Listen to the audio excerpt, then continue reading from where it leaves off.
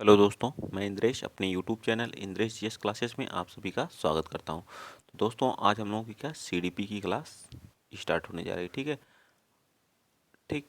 तो हम लोग क्या कर रहे हैं, सीडीपी में प्रैक्टिस सेट कर रहे हैं। ये भी हमारा क्या 2023 का क्या है, सॉरी 2023 बोल रहा हूँ, 23/1/2022 का जो हमारा प्रैक्टिस सेट हुआ था, जो सेकंड पेपर था, उसका जो सीडीपी है। ठीक है, सेकंड पेपर का क्या सीडीपी है। ठीक, तो आप लोग जितना हो सके। और आज हम लोग क्या देखेंगे, एसएसटी। अगर आप लोग सपोर्ट इसी तरह से बनाए रहे तो एसएसटी की आज हम लोग जो 30 क्वेश्चन देखेंगे। ठीक है, शाम को ये वाली हमारी क्लास आएगी और 4 बजे जो हमारी हिंदी की आती है वो तो आएगी ही। ठीक, आप लोग बस अपना प्यार जिस तरह से बनाए हुए इसी तरह से बनाए रखिए। ठीक, चलिए आज का पहला क्वेश्चन देखिए। क्वेश्चन नंबर 1 क्या कर रहा है। क्वेश्चन नंबर 1 कह रहा है कि निम्न में से कौन सा शिक्षा जो है मनोवैज्ञानिक मनो मनोविज्ञान की सर्वाधिक वस्तुनिष्ठ विधि है। ठीक है, कौन सी जो विधि है वह क्या है, व्यक्तिनिष्ठ है। व्यक्तिनिष्ठ विधि कौन सी कहलाती है, तो वह विधि हमारी कौन सी कहलाती है, बताइए। तो वह विधि हमारी कौन है, अंतरदर्शन है। कौन सी, अंतरदर्शन विधि हमारी कौन सी विधि कहलाती है, व्यक्तिनिष्ठ विधि कहलाती है। कैसी विधि कहलाती है, व्यक्तिनिष्ठ विधि कहलाती है। इस तरह से हमारा एक आ जाएगा, डी पार्ट हमारा क्या होगा, राइट आंसर हो जाएगा। ठीक है, डी पार्ट क्या होगा, राइट आंसर। चलिए आगे चलते हैं। अगला क्वेश्चन, क्वेश्चन नंबर 2 बताएंगे आप। क्वेश्चन नंबर 2 कह रहा है कि जो अल्बर्ट अल्बर्ट बंडूप साहब थे, निम्न में से किससे संबंधित थे। संज्ञानात्मक विकास के सिद्धांत से, या व्यवहारवादी सिद्धांत से, या मनोलैंगिक विकास से, या सामाजिक अधिगम सिद्धांत से। तो यह किस सिद्धांत से संबंधित थे, तो यह जो है सामाजिक अधिगम, सामाजिक सामाजिक सामाजिक अधिगम सिद्धांत से, सामाजिक अधिगम सिद्धांत से क्या थे, संबंधित थे। ठीक है, याद रहेगा ना, किससे, सामाजिक अधिगम सिद्धांत से संबंधित थे। मतलब इसमें जो बच्चा है, बच्चा कैसे सीखता है, समाज के साथ इंटरेक्ट करके सारी चीज़ों को क्या करता है, सीखता है। जब वो समाज में जाता है तभी हर चीज़ क्या करता है, सीखने का काम करता है। ठीक है, तो इस तरह से इसका राइट आंसर क्या आ जाएगा, डी पार्ट हमारा क्या हो जाएगा, राइट आंसर हो जाएगा। ठीक है, डी पार्ट इसका भी क्या होगा, राइट हो जाएगा। ठीक, चलिए आगे बताइए। क्वेश्चन नंबर आप बताएंगे 3। क्वेश्चन नंबर 3 कह रहा है अधिगम में पठार निम्न में से किस कारण बनता है। जो अधिगम का जो पठार है वह किस कारण बनता है, थकान के कारण, या फिर रुचि द्वारा, या प्रेरण द्वारा, या परिपक्वता द्वारा। तो यह जो पठार है, पठार जो अधिगम का पठार, वह थकान के कारण बनता है। किसके कारण बनता है, थकान के कारण बनता है। ठीक, याद रहेगा ना, तो आप नोट कर लीजिएगा। कभी कभी क्वेश्चन ऐसे पूछेगा, अधिगम का पठार पठार अधिगम अधिगम में पठार निम्न में से किसके कारण बनता है, तो याद रख लीजिएगा, थकान। इसके द्वारा थकान। ठीक, चलिए आगे चलते हैं। नेक्स्ट क्वेश्चन नंबर आप बताएंगे 4। क्वेश्चन नंबर 4 क्या कर रहा है, क्वेश्चन नंबर 4 कह रहा है कि दर्पण चित्र, जो हमारा दर्पण चित्र किसके मापन हेतु प्रयुक्त होता है। जो दर्पण चित्र होता है वह किसके मापन हेतु प्रयुक्त किया जाता है। तो जो है हमारा जो है दर्पण चित्र का हम लोग प्रयोग किसके लिए करते हैं, बताइए। दर्पण दर्पण चित्र दर्पण चित्र परीक्षण दर्पण चित्र परीक्षण का प्रयोग हम लोग जो है, इसका प्रयोग अधिगम की गति अधिगम अधिगम गति को मापने के लिए। ठीक, अधिगम गति को क्या करने के लिए, मापने के लिए। ठीक, अधिगम गति को मापने के लिए किया जाता है। ठीक है, इसका मतलब यह है कि जो हमारी सीखने की गति है, सीखने सीखने की गति सीखने की गति कैसी है, धीमी है, तेज है, फास्ट है, स्लो है, क्या है। ठीक, इस चीज़ को मापने के लिए हम लोग किसका प्रयोग करते हैं, दर्पण चित्र परीक्षण। दर्पण चित्र परीक्षण अधिगम गति को मापने के लिए किया जाता है। ठीक है, तो डी पार्ट राइट क्या आ जाएगा, डी पार्ट इसका राइट हो जाएगा। ठीक है, आगे चलते हैं। क्वेश्चन नंबर आप बताएंगे 5th। क्वेश्चन नंबर 5th क्या कर रहा है, क्वेश्चन नंबर 5th कह रहा है कि क्लाउड पिक्चर परीक्षण। ये भी देखिए, मोस्ट जो परीक्षण हमारे हैं उनसे क्वेश्चन अभी 100% पूछे जा रहे हैं। जो क्लाउड पिक्चर परीक्षण, इससे किसका मापन में किया जाता है। जो क्लाउड, याद रख लीजिएगा, क्लाउड पिक्चर पिक्चर परीक्षण, ये भी एक तरह की मापन विधि है। ठीक है, परीक्षण। ठीक, क्या है, परीक्षण। यह भी क्या है, एक मापन विधि है। क्या है, मापन विधि है। ठीक है, याद रखेंगे, यह एक तरह की क्या है, मापन विधि है। इसका प्रयोग जो है किसके मापन में किया जाता है, इसका प्रयोग जो है किसके मापन में किया जाता है, बताइए। इसका प्रयोग अभिक्षमता के यानी मोटिवेशन के, व्यक्तित्व के, या फिर जो है अभिरुचि के, या बुद्धि के, बताइए किस में किया जाता है, ए, बी, सी या डी। यह एक प्रकार की मापन विधि है। इसका प्रयोग हम लोग जो है किसके लिए करते हैं, व्यक्तित्व को मेजरमेंट करने के लिए करते हैं। व्यक्ति के व्यक्तित्व को, व्यक्ति का व्यक्तित्व कैसा है, ठीक है, इसके इसके मेजर के लिए किया जाता है। याद रखेंगे, क्लाउड पिक्चर परीक्षण विधि एक तरह की मापन विधि है। इसका उपयोग व्यक्ति के व्यक्तित्व के मापन के लिए किया जाता है। तो इस तरह से इसका भी हमारा कहा जाएगा, बी पार्ट हमारा क्या होगा, राइट हो जाएगा। ठीक है, फिफ्थ का बी पार्ट राइट आंसर। ठीक, आई होप, आशा करता हूँ कि सारी चीज़ें आपको समझ में आ रही होंगी।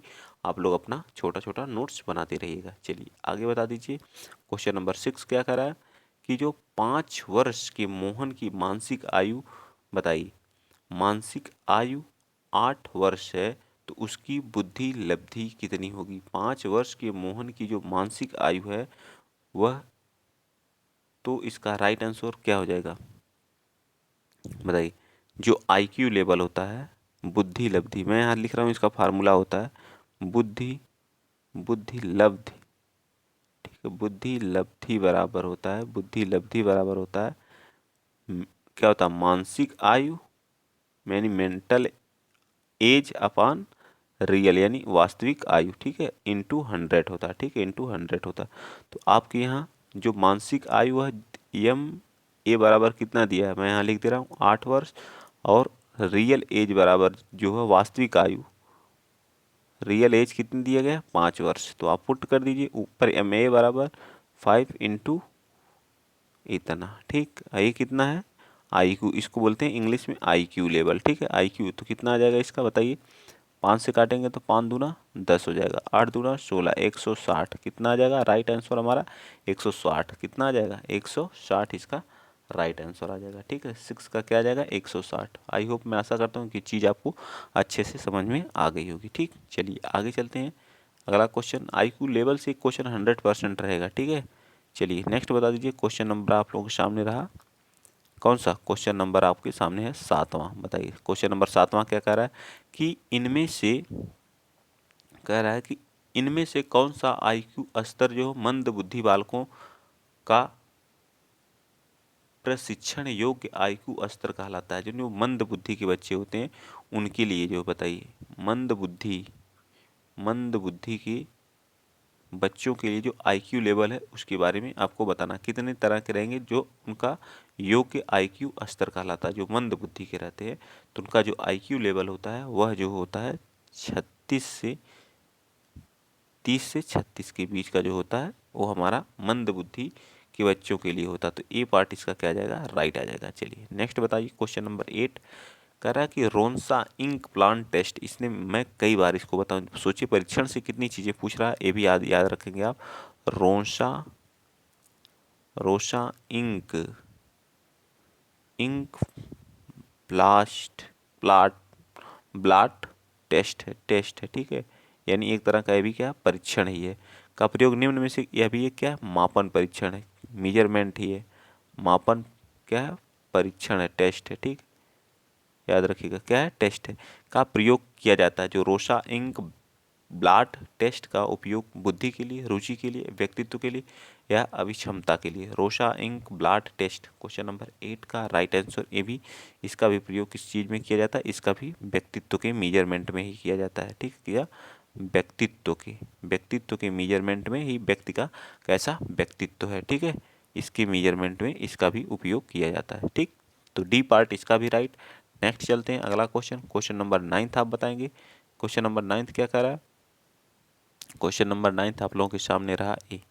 देखिए कह रहा है कि यह विस्मृति का कारण नहीं है। मतलब इनमें से जो 4 ऑप्शन दिए गए इसमें से कौन सा विस्मृति का कारण नहीं है।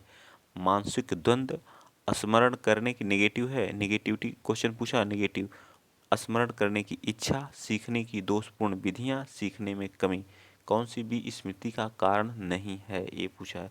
तो जो स्मरण करने की हमारी इच्छा होती है, याद करने की जो इच्छा होती है, यह क्या है, किसी चीज़ को हम याद कर रहे हैं, ठीक है, स्मरण करने करने की इच्छा, आपकी कोई चीज़ स्मरण करने की इच्छा है तो आपकी क्या है, विस्मृति का कारण होगी, विस्मृति का कारण तो होगी नहीं।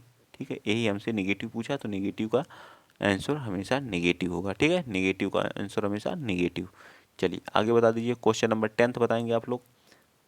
जहाँ भी आप लोगों को जो चीज़ें समझ में नहीं आएगी वहाँ आप लोग जो है कमेंट जरूर कर दिया करिए और पूछा करिए कि सर ये चीज़ समझ में नहीं आई, उस चीज़ को जरूर बताया जाएगा। ठीक है, कह रहा है कि यह विज्ञान जो संख्यात्मक पदार्थ को एकत्र करने, विभाजित करने करने हेतु, प्रस्तुत करने, तुलना करने और व्याख्या करने, ठीक है, क्या करने, विभाजित करने, एकत्र करने, क्या यहाँ यह किस किस में प्रयोग किया जाता है, तुलना करना, तुलना करना और क्या करना, प्रस्तुत करना। ठीक, प्रस्तुत करना किसी चीज को, प्रस्तुत करना, विभाजित करना, विभाजित करना, व्याख्या करना, व्याख्या करना, व्याख्या करना। वह विज्ञान जो संख्यात्मक पदार्थ को एकत्र करना, विभाजित करना, प्रस्तुत करना, तुलना करना और व्याख्या करने की विधि है, तो इस विधि को, इस विधि, यह विधि कहलाती, कौन सी विधि कहलाती, संभाव्यता, ज्यामिति, गणित या सांख्यिकी। तो 10th का राइट आंसर क्या आ जाएगा, सांख्यिकी। यह हमारी क्या कहलाती है, सांख्यिकी कहलाती है। क्या कहलाती है, सांख्यिकी। ठीक, याद रहेगा ना सांख्यिकी की पूरी परिभाषा। ठीक, तो इसका भी हमारा डी पार्ट, 10th का क्या आ जाएगा, डी पार्ट आ जाएगा। ठीक, चलिए आगे चलते हैं। आगे अगला क्वेश्चन, क्वेश्चन नंबर 11th, कह रहा है कि निम्न में से शेष भिन्न है, बताइए कौन सा इसमें से क्या है, भिन्न है, बताइए कौन सी जो है भिन्न विधियां हैं।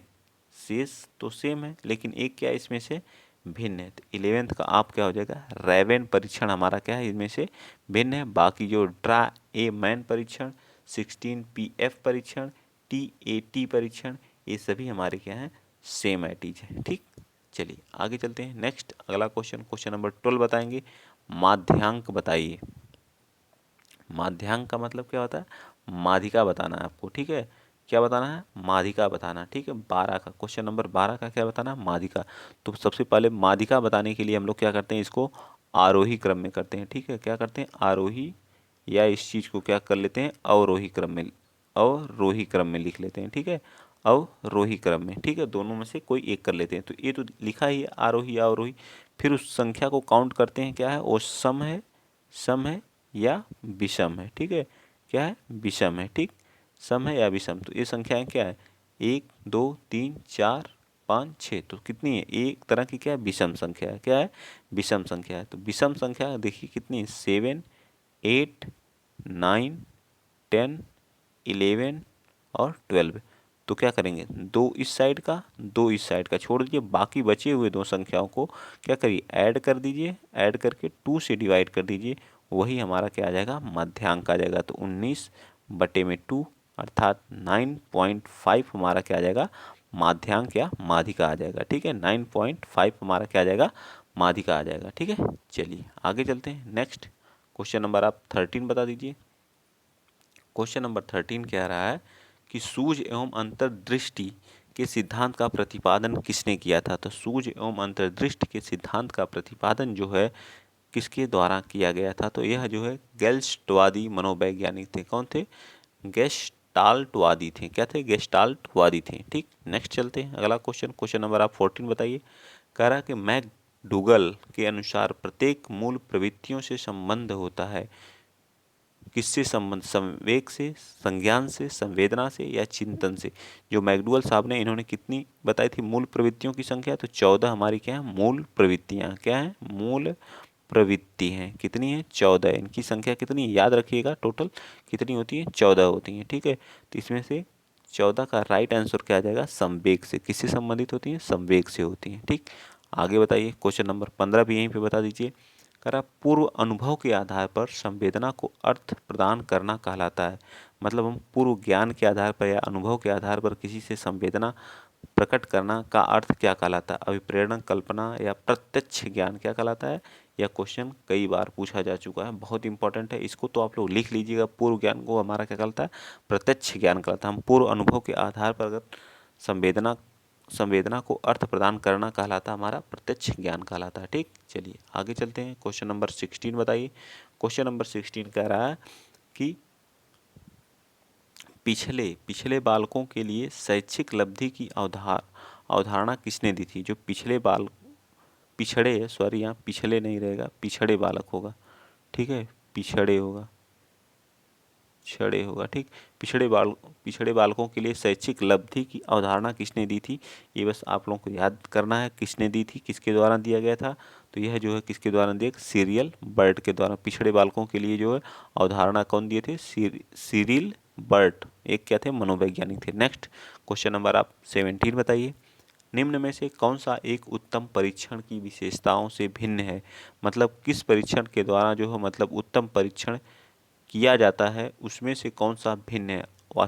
वस्तुनिष्ठता, वैधता, अभिक्षमता या विश्वसनीयता? तो 17 का राइट आंसर आ जाएगा सी, अभिक्षमता हमारा क्या है? सभी से भिन्न है। बाकी वस्तुनिष्ठता होनी चाहिए परीक्षण में, वैधता होनी चाहिए, विश्वसनीयता होनी चाहिए, लेकिन अभिक्षमता की कोई ज़रूरत नहीं होती है। 18 बताइए। निम्न में से कौन सा बुद्धि स्तर का सिद्धांत नहीं है? प्रत्यागमन का सिद्धांत, द्वितत्व का सिद्धांत, एक तत्व का सिद्धांत, बहुतत्व का सिद्धांत। जो हमारे बुद्धि के 3 सिद्धांत बताए गए थे, कौन कौन सा? एक तत्व का सिद्धांत तो बताया गया था, एक तत्व का सिद्धांत, द्वितत्व का सिद्धांत जिसमें एस फैक्टर और कौन सा आता है? द्वितत्व का सिद्धांत, और एक था हमारा बहुतत्व का सिद्धांत। ठीक, बहुतत्व का सिद्धांत। एक क्या थे हमारे? 3 सिद्धांत, लेकिन प्रत्यागमन का सिद्धांत कोई सिद्धांत नहीं था। ठीक है, प्रत्यागमन का सिद्धांत कोई सिद्धांत नहीं था। ठीक है, चले आगे। ये पार्ट इसका भी राइट हो जाएगा। आगे चलते हैं। क्वेश्चन नंबर 19 बताइए। क्वेश्चन नंबर 19 क्या कर रहा है? क्वेश्चन नंबर 19 कह रहा है कि निम्नलिखित में से कौन सा अंतःस्रावी ग्रंथि नहीं है? लार ग्रंथियां, थायराइड ग्रंथि, पीयूष ग्रंथि या एड्रिनल ग्रंथि? 19 का, तो 19 का राइट आंसर हमारी, बाकी हमारी सभी जो है अंत है, जो हमारी पीयूष ग्रंथि होती है जिसे मास्टर ग्रंथि के नाम से जाना जाता है, थायराइड ग्रंथि, एड्रिनल, ये सभी हमारी क्या होती हैं? अंतःस्रावी होती हैं। लेकिन लार ग्रंथियां जो होती है हमारी, यह क्या होती हैं? वही स्रावी होती हैं। ठीक, क्या होती हैं? वही स्रावी होती हैं, अंतःस्रावी नहीं होती। तो ये पार्ट राइट। आगे बताएंगे। पियाजे के अनुसार संज्ञानात्मक विकास की जो द्वितीय अवस्था है वह क्या कहलाती है? इन्होंने 4 अवस्थाओं के बारे में बताया था। कितनी अवस्थाओं के बारे में? 4 अवस्थाओं के बारे में बताया था। पहली जो अवस्था थी वो 0 से 2 थी, वह कौन सी थी बताइए? तो वह थी हमारी संवेदीय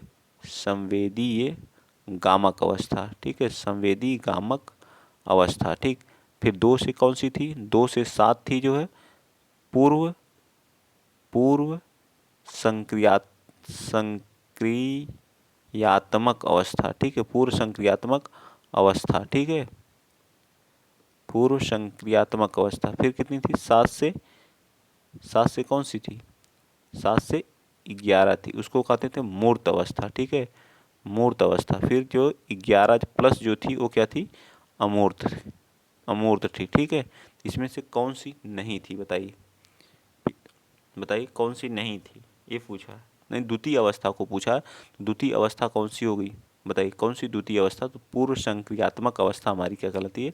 पूर्व संक्रियात्मक। ए पार्ट हमारा इसका राइट हो जाएगा। मैंने इस चारों के बारे में देखिए बता दिया।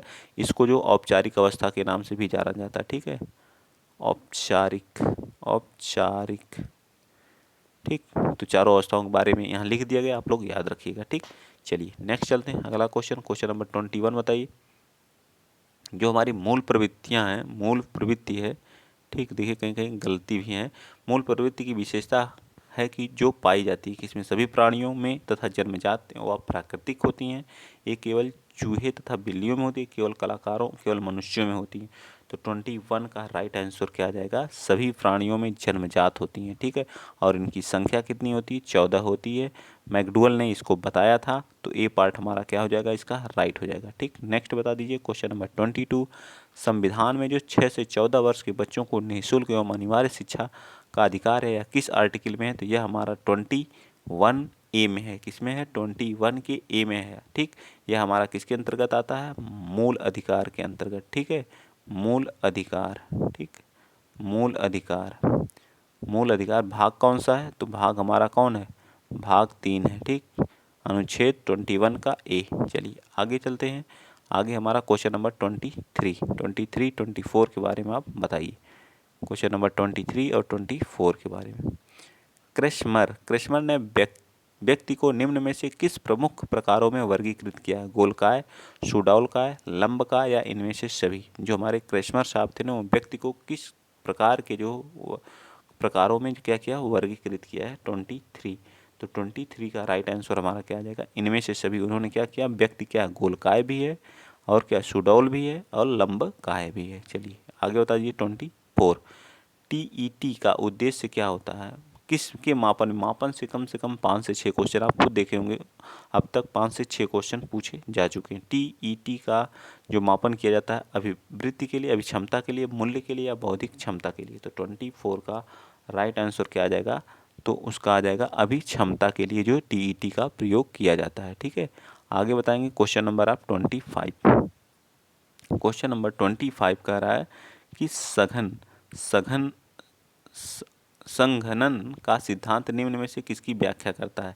तो संघनन का जो है, संघनन का सिद्धांत जो किसकी व्याख्या करता है, तो 25 का राइट आंसर आएगा बी पार्ट। संघनन का प्रयोग, जो संघनन का सिद्धांत हमारा किससे रिलेटेड है, स्मृति से। ठीक है, याद रखेंगे आप लोग, संघनन। ठीक है, संघनन का सिद्धांत, संघनन का सिद्धांत। ठीक है, किससे रिलेटेड है, स्मृति। किसी चीज़ की हमें स्मृति करना है, याद करना, याद करना, याद करना किसी चीज़ को जो है, वो हमारा क्या कहलाता है, किसी संघनन के सिद्धांत से। ठीक, आगे चलते हैं। नेक्स्ट अगला क्वेश्चन आप बताएंगे कौन सा, क्वेश्चन नंबर बताइए, क्वेश्चन नंबर आप बता दीजिए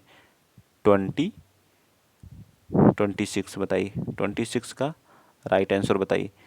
क्या कह रहा है कि निम्न में शारीरिक विकास को प्रभावित करने वाला कारक क्या है। जो हमारे शारीरिक विकास को जो प्रभावित करता हुआ, वंशानुक्रम तो है ही, वातावरण तो है ही, और खेल तथा व्यायाम भी है। ठीक है, खेल तथा व्यायाम भी। तो इस तरह से 26 का राइट आंसर आ जाएगा सी पार्ट। ठीक है, क्या आ जाएगा, सी पार्ट। ठीक, इसको तो कई बार आप सीटेट में भी पढ़े होंगे। ठीक, बुद्धि लब्धि की गणना का सही सूत्र क्या होता है, तो अभी मैंने बताया था ना, मानसिक आयु अपान वास्तविक आयु इंटू 100। क्या बताया था, मानसिक आयु अपान रियल एज यानी कि वास्तविक आयु into 100 equal to IQ level. IQ बराबर, तो किस में दिया गया है, तो ए दिया गया है हमारा, किस पार्ट में दिया गया है, तो डी पार्ट में हमारा दिया गया, मानसिक आयु अपन वास्तविक आयु बट्टे में 100। ठीक, चलें आगे, चलिए चलते हैं नेक्स्ट। अगला क्वेश्चन आप बताएंगे, क्वेश्चन नंबर 28। 28 क्या है, विचारात्मक चिंतन जिसमें विचार की चर्चा की जाती है, निम्न में से किसने दिया था। जो विचारात्मक चिंतन था वह किसके द्वारा दिया गया था 28, तो वह जो वुडवर्थ के द्वारा, रॉस के द्वारा, डीवी के द्वारा या ड्रेवर के द्वारा। 28 का राइट आंसर आ जाएगा कौन सा, डी पार्ट, जो डीवी के द्वारा दिया गया था। विचारात्मक चिंतन की चर्चा निम्न में से डीवी द्वारा दिया गया था। जो आगमनात्मक तर्क होता है कि स्तरों में कौन शामिल नहीं है। जो आगमनात्मक कौशल जो होता है उसमें सामान्यीकरण, कल्पना, प्रयोग या अवलोकन। बताइए 29 का राइट आंसर क्या आ जाएगा, तो कल्पना इसमें नहीं शामिल है। ठीक है, बाकी सामान्यीकरण, प्रयोग और अवलोकन ये सभी हमारे क्या होते हैं, शामिल होते हैं। ठीक, चलिए आज का लास्ट क्वेश्चन बताएंगे आप CDP का। सीखी गई बात को धारण करना और पुनः स्मरण करने में असफल होना क्या कहलाता है, विस्मरण कहलाता है, स्मरण कहलाता है। तो आराम, जब कोई चीज़ सीखें आप उसको याद ही नहीं कर पा रहे हैं, तो क्या कहलाता है, हमारा विस्मरण कहलाता है। क्या कहलाता है, विस्मरण कहलाता है। ठीक है, तो इसका क्या आ जाएगा, डी पार्ट राइट आंसर आ जाएगा। आई होप, मैं आशा करता हूँ कि सारी चीज़ों में जो समझाया हूँ आज 30 क्वेश्चन CDP में आपको अच्छे से समझ में आया होगा। ये हमारा क्या है, सेकेंड पेपर है। ठीक है, सेकेंड पेपर जो 2022 में हुआ था। ठीक है, और 23 जनवरी को उसका सेकेंड पेपर है। आज हम लोग जो है SST की भी क्लास देखेंगे। ठीक है, SST में आप लोगों का अगर पूर्ण सहयोग रहा, अगर आप लोगों ने मेरा सहयोग दिया, मैं PYQ सोच रहा हूँ SST और साइंस का दोनों का, एक दिन SST एक दिन साइंस का क्या करूँ, स्टार्ट कर दूँ। ठीक, लेकिन सपोर्ट की ज़रूरत है और सपोर्ट करिए। इसी तरह से जो है देखिए, जो लोग एक अपना समझिए, जो सुपर टेट उनको देना था। अगर वो लोग नहीं क्वालिफाई कर पाए हैं सी टेट जो है, तो आप लोग अभी से लग जाइए, सोच लीजिए कि हमको बस एक लास्ट चांस है। तभी अगर आप जो हमारा टेट होगा उसमें क्वालिफाई कर जाएंगे, तभी आप यस टेट में क्या करेंगे, बैठ पाएंगे। ठीक है, तो इसलिए आप लोग लापरवाही मत करिए। ये मत सोचिए कि अभी वैकेंसी नहीं आई है, ऐसा नहीं वैसा नहीं, अभी फॉर्म नहीं आया। अभी से आप संघर्ष करिए। जब आप बताइए सी टेट नहीं हो पा रहा है, इसी तरह से इसी वजह से आप लोग लापरवाही किए थे। आप अपनी कमियों को देखिए और अभी से क्या करिए, लग जाइए। ठीक है, तो आज के लिए इतना ही। अगर वीडियो अच्छा लगा है तो प्लीज़ शेयर कर दीजिएगा, चैनल को क्या कर लीजिएगा, सब्सक्राइब कर लीजिएगा। जय हिंद, जय भारत।